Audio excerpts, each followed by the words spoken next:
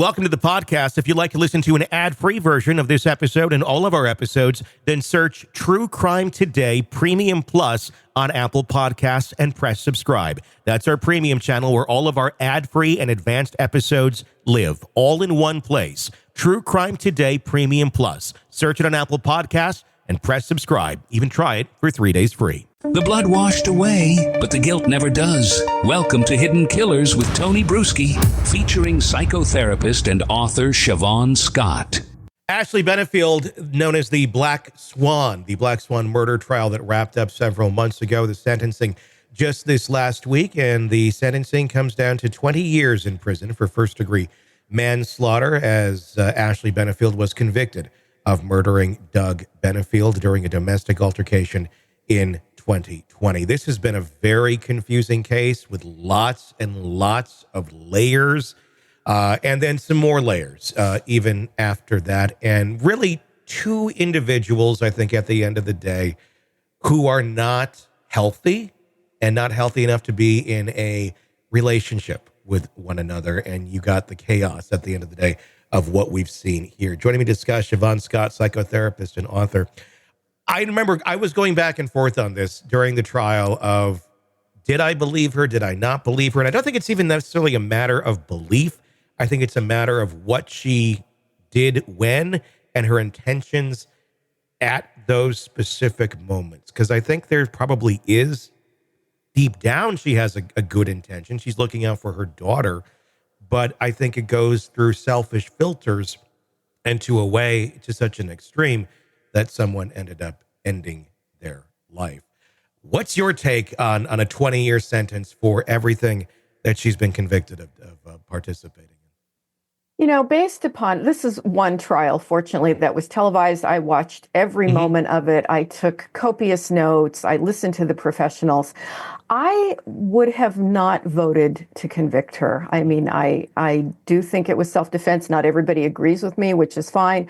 But I think Doug fit the classic profile of an abuser, and that carries a lot of weight. His 30 years older than her. I mean, who wants someone 30 years younger than them? That's a bit off right there.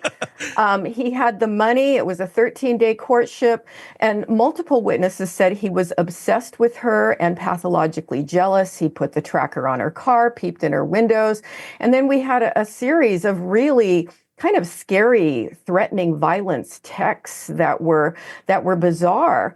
A clinician that worked with both of them said that he was a stereotypical alpha male. That's a classic abuser. He was invested in power and control. And then with his ex-wife, there was a history of battering with her.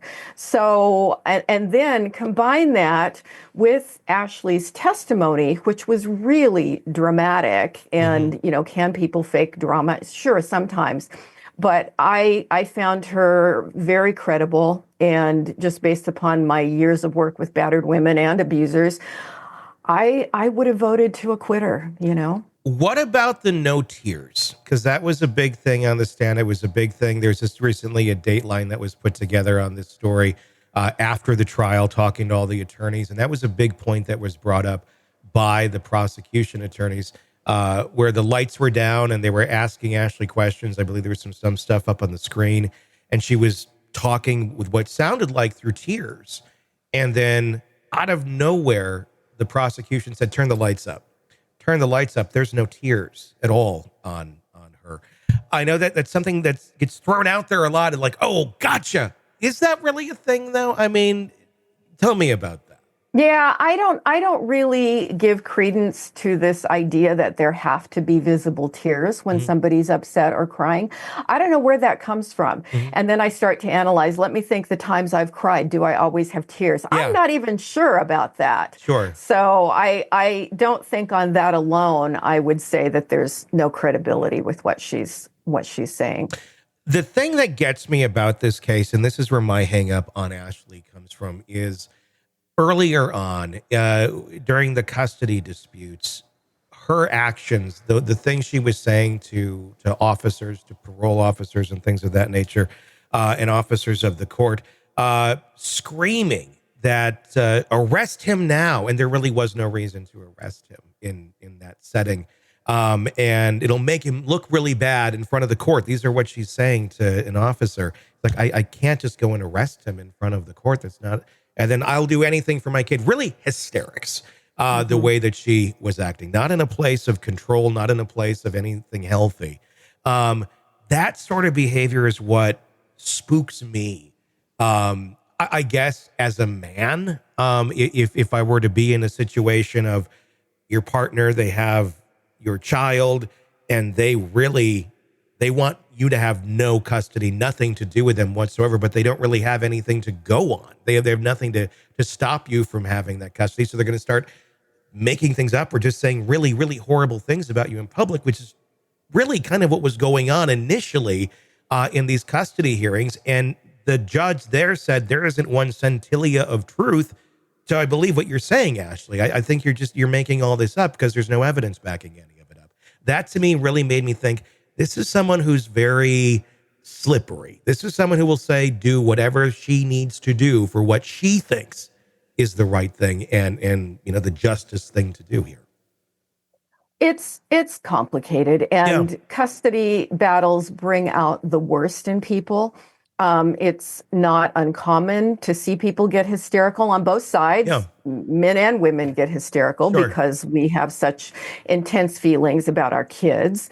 But the other thing that comes to mind is judges often get domestic violence cases wrong because there's not enough objective evidence. True. And so many women are murdered by spouses when they're either getting a divorce and trying to get away or get custody of the kids or whatever. And their perception, the woman's perception, is that the kids are in danger from this person too. So you get these kind of big reactions. And many times restraining orders are denied and women are killed. Yeah. And so I think in the context of what does it feel like to be in that situation, the big emotions make sense and people do get hysterical. And what she had said was that I believe the abuse was happening within 3 months after the marriage, but it's not documented. I mean, it's covert. It happens behind closed doors. And so I think it puts the judges in a difficult position. And yes, sometimes people lie, people exaggerate. And then the other place I go, she was 23 years old, So a person who's not necessarily mature, not thinking it through, and just having big emotional reactions. I don't know that I would buy it was all calculated.